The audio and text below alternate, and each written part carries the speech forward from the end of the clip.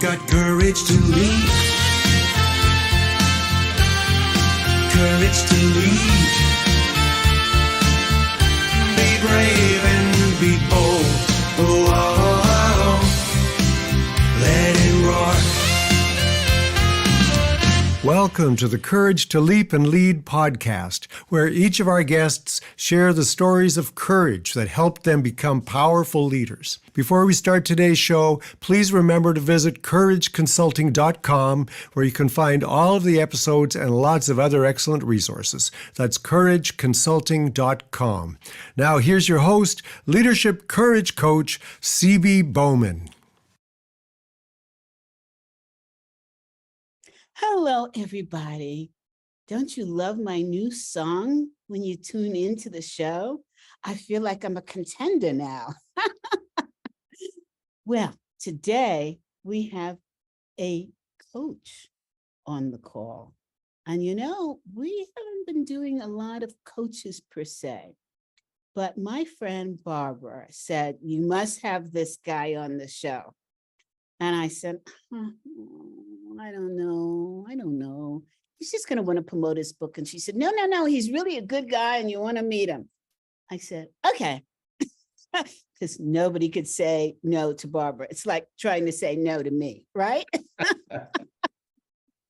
So I'm really excited to know more about this guy who I don't know, who is a big friend of my friend. And I feel like I'm the one who should know all my friends' friends, right? That's right. Without further ado, I'm going to, but wait, forgot. It's a secret. The Association for Corporate Executive Coaches is coming back in terms of conferences. So watch for the conference. It's going to be in September. And you have the inside scoop because the website is not even launched yet. So keep an eye out for it. It's going to be a good one. It's called Expanding the Possibilities. I won't tell you any more right now. So now we're going to talk to Joel Garfinkle. Garfinkle, I think that's a famous last name of singer or something. Yes, no? Simon and Garfunkel. So But so it's spelled a little differently. it is, yeah. Okay, well, we'll let you get away with that. See, I'm not going to be singing on this on your show today. I promise you that. Great aura for you. Well, Joel, it's a pleasure to meet you. Tell me, why should I know you? Well, you know, so much of your show is about courage. And I find that every client I work with as an executive coach and all the leaders I work with, so much of the foundation to the changes they need to make require courage. And I think even as humans, I think of myself and the situations I've been in at certain times in my life where courage was necessary and needed. And to be able to overcome any fear I might have or see that leaders I'm working with have to overcome certain fears in part of their development and growth, that courage is a key part to all of that. And I know that's something you really care about. I really do. And thank you for saying that, because I think too many people that are established like yourself don't want to talk about courage. And even myself, when I wrote the book, which it'll be out soon, there was a lot of things that I revealed, a lot of things that I found out about myself that I thought I already knew. And so I'm glad that you're talking about this, and we're going to get into it more, especially in relationship to clients and things. Look, everybody, nobody gets to where Joel is without having some failure and figuring out from that failure how to be successful. Nobody does. So anybody who tells you, oh, no, I've never failed at anything, can I just tell you, they're full of you know what, right? Because it's kind of like being in love. If you haven't experienced the pain, how do you know that you're in love, right? So first, I want to find out about Joel himself. Okay. Joel, why did you want to be on the show today? Well, our connection with Barbara, she is someone who did say, you know what, you gotta meet CB. She's someone you have to know. And so, I mean, pretty much my draw to that was to be on your show and be able to talk about some of the things, my experiences I've had with, especially, you know, I've been doing executive coaching for 25 years and I've worked with over 1,000 leaders. So I've seen a lot of things that leaders deal with, and to be able to share with your audience and people out there who are either in the workforce or are possibly even coaches, how to deal with some of the situations and clients that they have to deal with, and how leaders can more effectively, you know, get better at what they do and who they are and how they're showing up. So I was really drawn to that piece. Yeah. Good. I want to start at the beginning, because you are one of the great coaches, and there's not many out there. There's a lot of people that call themselves coaches, but there's not a lot of great coaches. So tell us, tell us about you growing up. Tell us about your parents. Talk to us. So, you know, it's interesting. I have I have two parents. One passed about 5 years ago, but my mom's still alive, and I have two siblings, both older. I'm the youngest. And it was interesting. I was at a young age. I remember it was about, I remember not having as much hope and feeling like I was struggling. And I remember watching the movie Rocky when I was like 6 years old.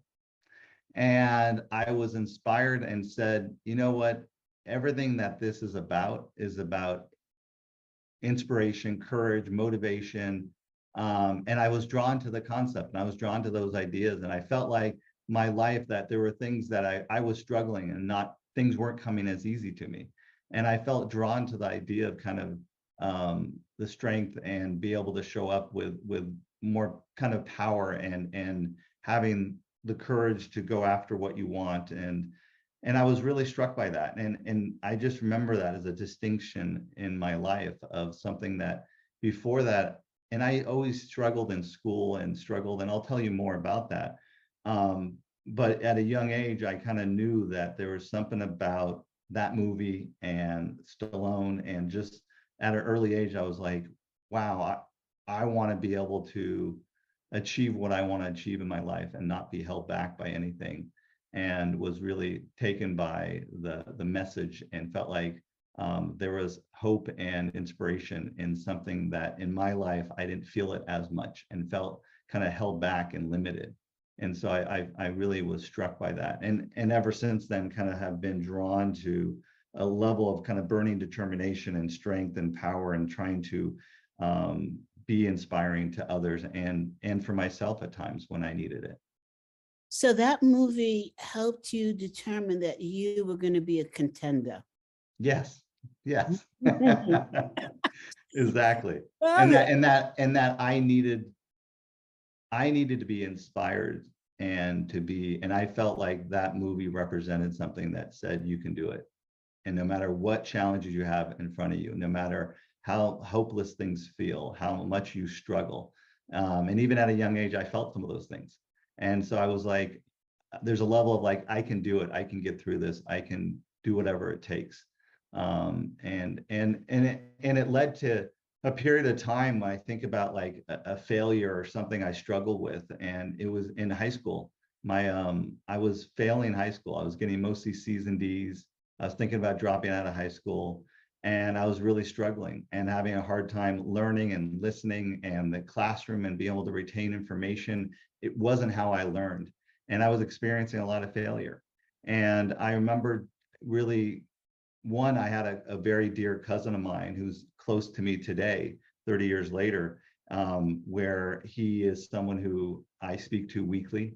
We support each other. We're an inspiration for each other. We're confidants. We're really there for each other. And at this time, about 15 years old, he started tutoring me, and I remember him saying to my mom, I think he could be tutored 2 or 3 times a week. And she's like, well, why can't we just do once a week? And he's like, no, he really needs that support. And we started tutoring. My grades started to get better. I started to believe in myself, even though academically I wasn't drawn to the classroom environment and it wasn't suitable for my type of learning, more of experiential learner. And so I got through high school, made it to college. And then in college, I was started to get B's and some A's and started to get better at, but I also didn't love the classroom environment, didn't know what I was going to do. And I took a class on leadership, and there wasn't many classes on, I just was drawn to it. I was drawn to like understanding how business leaders think and how leadership operates, and why is one person more successful than another, and what makes someone achieve the levels of success that they have.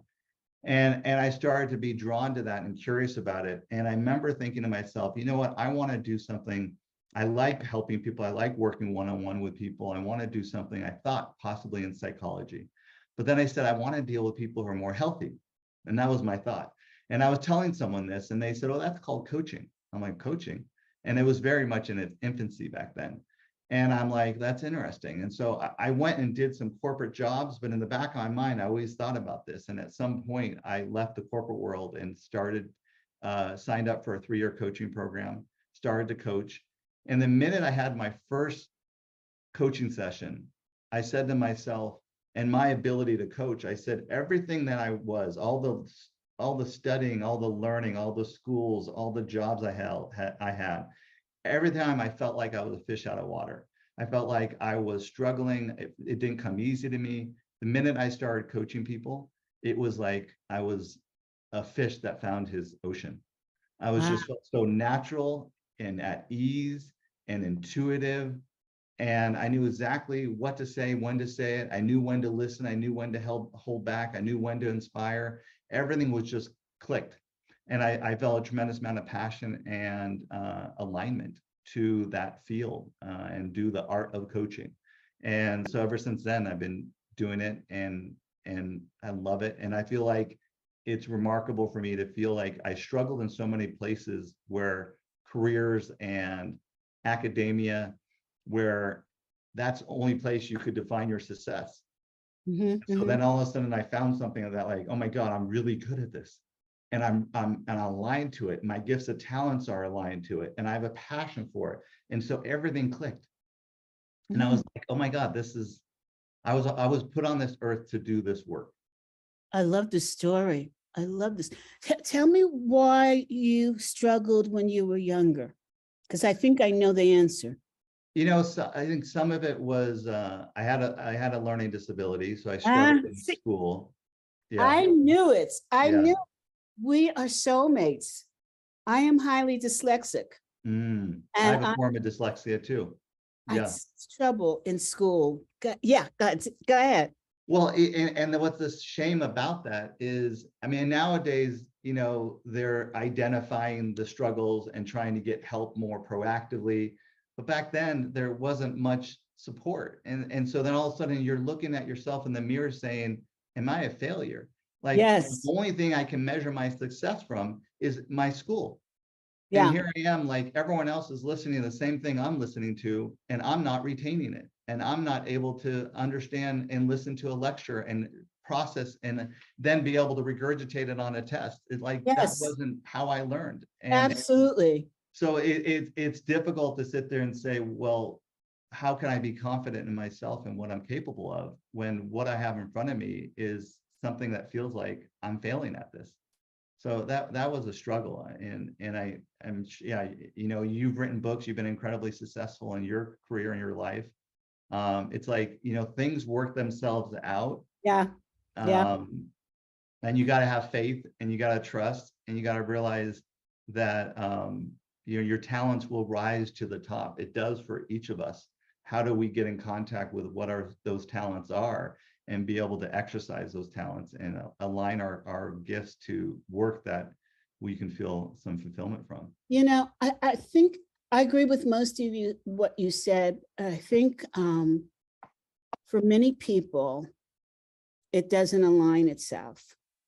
And they don't, there isn't this synchronicity that happens. They don't have a cousin or a friend or somebody that says, you're okay, it's the rest of the world. It's and having, I mean, sometimes that can be a parent, sometimes it could be a teacher, sometimes it could be Exactly. like me, a cousin, you know, someone who believed in me and said, you know, this isn't all you. And Yeah.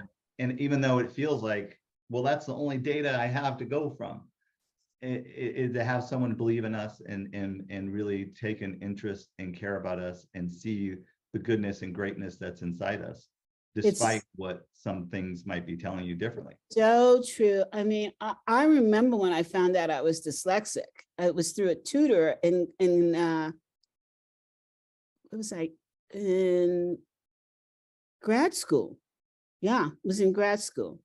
And but I will say, I was very fortunate when I started to, after grad school, when I started to get into various business environments.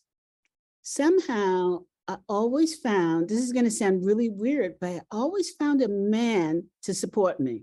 Mm. And I don't mean financially. I mean by saying, you're good, keep going. I remember when you and I probably know the same person, Bob Lee, who's since passed. Mm. And he founded Lee Hecht Harrison. Right. And I remember when I first met him was at a SHRM conference. Uh-huh. And he was speaking, and I thought, gosh, I would like to know this guy. And so I went up to him after, so nervous, I can't begin to tell you. And I said, I was wondering, and I stumbled over my words. And he said, you would like to have lunch with me? He said, mm-hmm. I could barely talk. And he said to me, no problem. And he called me, it's really a hysterical story. And he said, I don't have time for lunch, but how about dinner? And I thought, that sounds a little suspicious. And then he said, I'll meet you at this hotel. And I thought, what am I getting myself into? And it was so on the up and up, it wasn't even funny. Yeah. So met at, it was in North Plainfield at a hotel across from General Foods. And he said to me, so what do you want to do? And I said, I want to buy a house and I want to be successful. And he said to me, that's never going to happen. And I looked at him and I thought, who is this jerk? And then a couple of years later, I had forgotten all about him, and I was working during the day, and I had like 3 jobs, right? I was writing for newspapers at night and everything. And I get a card in the mail from him, and it simply said, I'm watching you, keep going. Mm. And I thought, what? Well, what? And then every couple of years, I'd get a note from him. And then one year I got the note from him and I said, and I've just purchased my first house. He wrote back and he said, well, what took you so long?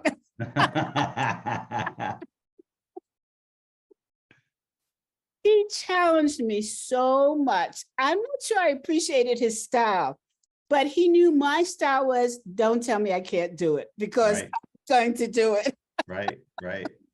And I was just very fortunate to meet some very powerful men who just said, you can do it, keep going. And I remember right before he passed away, he called me up and he said, so this association you've started, I think I should become a member. And I said, who said that you qualify? Thinking back, and he said, I knew one day my words were going to come back. And I said, hey, I'll just make you an honorary member. You don't have to do anything else. And shortly after, I think it was about 2 weeks later, he passed away. And he said to me before he hung up, he said, I just want you to know, I'm proud of you. And I knew you could do it. Mm. And then he Mm. passed away. And Mm. I'll tell you, he's Oh, one of many men in my life that are so fortunate that really made me like a tough woman to go after what I wanted to. yeah, But to your point, there are many that are not as lucky as we are, right. as we've been.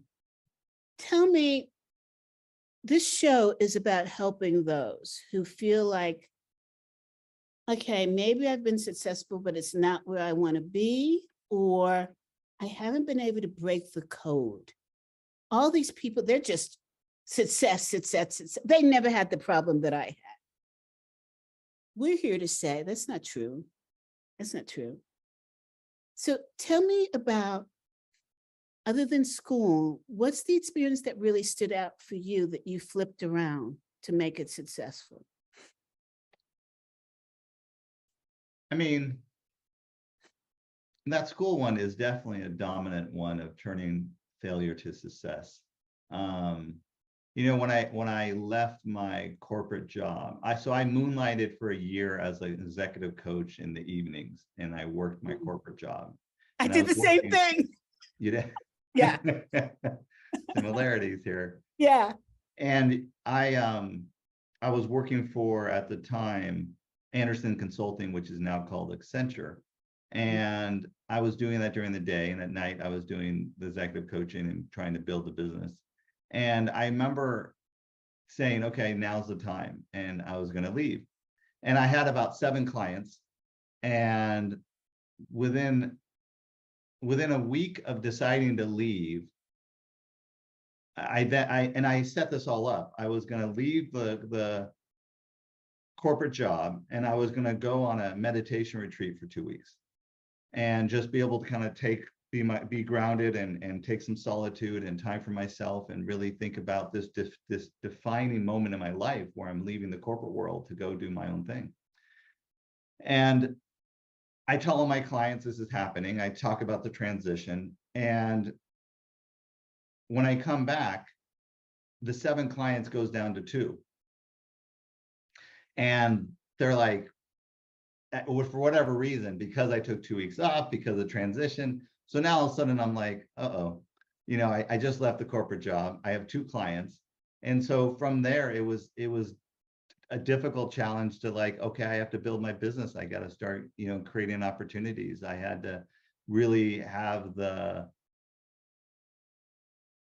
dedication, the commitment, the wherewithal, don't feel defeated, even though I felt like disappointed and somewhat defeated, and really have the determination to make sure I was going to do whatever it took to make this happen.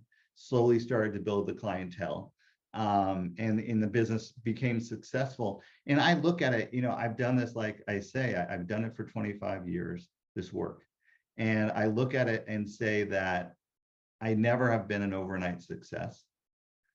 Everything feels like it's been a slow, like I got my 5th client, then I got my 7th client, and then I got my 8th. It wasn't all of a sudden I had 25 clients or 20 clients. It wasn't all of a sudden I wrote a book and the next day my business turned around and it was successful. Everything feels like it's just plodded along the whole entire time. I cannot contribute one thing like, oh my God, this happened and everything turned around. And I just think it's a good lesson, because sometimes from the outside looking in, it could seem like, oh my God, this person's really successful because they have books and they have clients and they have this and they're doing really well. And it's like, it's always been a continued progress of dedication, commitment, and things took their turn, but nothing ever seemed fast enough for me. But success has always been sustained. Mm-hmm. So how did you go from the 2 clients you had? How did you get your 3rd client? What did you do? I started to talk to all the people. I was doing Toastmasters at the time. I was talking to people from the former job I had and letting people know what I was doing. And I was amazed when I left the corporate job. so many people came up to me afterwards and said, I wish I had the courage to do what you're doing. Oh, yes. I didn't expect that. And I was surprised by it. And I told people what I was doing and how I was doing it and what my process was. And slowly but surely, you know, the third client came because of my networking and putting myself out there and reaching out to people, letting people know, here's what I'm doing, and here's, you know, here's an opportunity for you to work with someone and be able to get the support you might need. And I get to be able to kind of grow my practice and be able to show my value in what I can do in the world. And so things started to click and people started to kind of come to me, and the practice slowly started to grow. Mm-hmm. Yeah. So my next question to you is, at the beginning, you mentioned that some of the leaders that you work with really have displayed courage in what they do. And you've supported them in doing that. Give us a couple of examples. You know, I mean, sometimes it's, you know, a lot of times my area of expertise is executive presence. And so Wait, hold on a second. Didn't you write a book with that name? That sounds kind of familiar. You did. Can we see what it looks like? Oh, up higher. Up there. Well, hey, everybody, you know that we just There we wrote go. the punches. That's the magic screen. There we go. That's a thick book. Yeah, it's very thick. How many pages is that? 330. Oof. Okay. Yeah. Tell But us, what go does ahead. it mean? What does it mean, executive presence? Executive presence is really about how you show up, and how and it's about showing up with a foundation of confidence and command and gravitas. And it's really about coming across as someone who, you deserve a seat at that table. You have that presence and power that people want to see in leaders. And so what I found, and it's interesting because what sparked my interest in this concept of executive presence was about 20 years ago. I saw a pattern to the clients I was working with, and they had a similar issue. And oftentimes the people I saw when I worked with these clients were women, people of color, and introverts. Oh my God, I think the pattern for all three. And they're being held back. They're being held back in their careers because they lacked an executive presence. And oftentimes what I noticed is they came across as too tentative, quiet, too deferential to others. And I look at that and they really lack the courage to step more into their power, convey more confidence, be less quiet, be more outspoken, be less tentative, and instead be more decisive and clear. And so, wait a second now. Do you know why that happens to us women? I don't know directly, but the pattern I've seen is sometimes I've seen many clients tell me this, that they'll be in a meeting, and women clients, and they'll say, I will speak up and say something. And a male client will say the same thing I just said 5 minutes later. And everyone says what a great idea that is.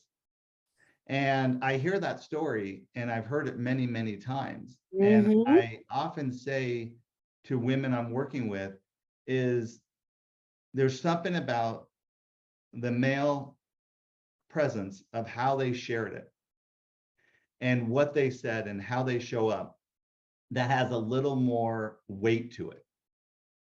And I said, you know, it's like you're dropping a little pebble into a lake and you see a slight ripple.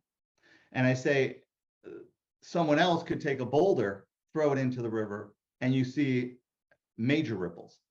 And what I say to them is, I say, when you're showing up at these meetings, how can you come across with your voice, with your presence, with your body language, with how you're communicating, and with your idea? How do you share it in a way that has a gravitas, a weight, a heaviness, a spark, some charisma, more command?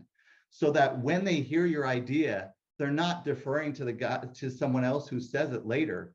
They actually hear your idea and they hear the weight and they feel the weight of it and they feel the strength behind it, that they're like, oh, I just heard what you had to say. And it like, bam, it like, there's the impact. And so I think there is something to be said about how do you show up with more power and presence so people can feel you, experience you, and realize, oh, this person has something to say and I want to hear it. Yeah, you know, this is a fabulous subject because it talks to stepping out of failure and stepping into success. And a lot of females don't know how to do that for fear and because of experience. The experience, the fear being told you're not good enough. Mm-hmm. The experience being when they did do it, they didn't know how to do it. And as a result, they were chastised. Mm. So when you put together that combination, which is a powerful combination, it really holds women back. It does. It does. And then all of a sudden they become tentative, hesitant, unsure, lacking confidence. And so then they show up in these meetings or running a project or running a situation. Every single employee in the workforce, if they feel like they're not good enough, if they feel like they're going to be chastised if they're doing it wrong, if they have any sense of imposter syndrome, then what they're doing is they're going to be holding themselves back. And so then their power and presence isn't being felt. And so then other leaders don't see them in positions of greater leadership. And so they're holding themselves back, and then the company doesn't get more out of their talent. They're being underutilized and overlooked and undervalued. Same thing in their own business. Look, I'm a member of MG 100. I see this a lot with the women there. And these are all fairly successful women. And I remember, you know, Marshall has these power calls. And I remember when I first came on power call, and I had gone on now a couple of them, and I had women calling on me, actually call me up and say, why is it that you're the only woman that Marshall really pays attention to? And I said, that's a good question, ask him. But I knew the answer. A great deal of the problem is that women get so nervous thinking about what they're going to say and how they're going to be perceived. They're not paying attention with their ears. Not paying attention to what men particularly are really saying. And if you pay attention, a lot of men are saying, I need help, I need support, I need recognition. And if you offer that up, by doing that, you escalate your status in the crowd. That's good. That's fascinating. That makes a lot of sense. So whenever I came on the call, as I got to know the men, I would say, how's it going? You look great in that color. You wore that the other day. And by the way, how's your wife doing? I know that you mentioned that she wasn't feeling that great. I had everybody in my head, right? And so the men would then get on, hey, CB, how's it going? What's going on? And the women would say, but she just joined this group. And like everybody knows her because I listened to what their needs were, paid attention to what they were saying, and was able to quote it. And so when I spoke, and I didn't speak often, and that's another trick that I learned from a very powerful woman. When you speak, make sure you have something to say. Mm-hmm. Not something to say that's general, but that's a showstopper. Mm-hmm. Because then you'll stand out and you'll create visibility for the insightful viewpoints that you bring forward. Exactly. So like when I was trained to sit on boards, the first class, the first lesson was when you go into a board meeting for the first time, shut up. But listen. Don't try to prove yourself. Listen to the need and listen to how other people present solutions to needs, and then learn the proper communication style. And a lot of women particularly get stuck in one communication style instead of understanding that there's a whole variety, and you have to be able to have a portfolio that you can pull on to use depending upon the style that's being used at that particular time. That's true. And I think one thing I hear from your lesson that you learned is you really worked on building those relationships. And what it did is it allowed the men to respect you. Yes. And with that respect came appreciation and acknowledgement for you as a person. And then it made you feel like, I feel equal to them. Absolutely. And stand tall. Yeah. So I always say to women, if you've said something in a meeting and it wasn't heard, and a man repeated what you said, say something. Don't sit there and think, like the shrinking violet. Say, I believe I just said that. Yeah, and you'll be surprised the attention you get. Right. That's a showstopper. I mean, that will Showstopper, yes. and that takes a tremendous amount of courage to do that, because in some way you'll be shaming that person, but you're also taking back your power. You're taking back your power, and you could say it gently, and you could say it with laughter, and the person doesn't feel that shame. And you could, you know, in a way, depending upon how you say it, it can contribute to have more dialogue between you and that person who did that. Absolutely. And I bet, you know, I know that most of the time I've seen situations like this, they don't even know, they're not even aware they do it. Absolutely. Absolutely. Yeah. I've had men say, you know, you're right. I thought I heard that someplace. I said, yeah, just now. And it's But I really think that it is important to, like, how do I be more conscious on how I'm showing up? Exactly. Even how I lead a project, how do I write an email? How do I handle a certain situation? How do I show up in all these meetings? All of it is, can I show up with a power and a presence and a confidence that allows other people to see that my presence deserves to be here and I have something to share. And when I share it, people are going to really lean in and listen to me. Absolutely. And it's so important, because you want to earn the respect of others, but you're not going to earn it by being quiet.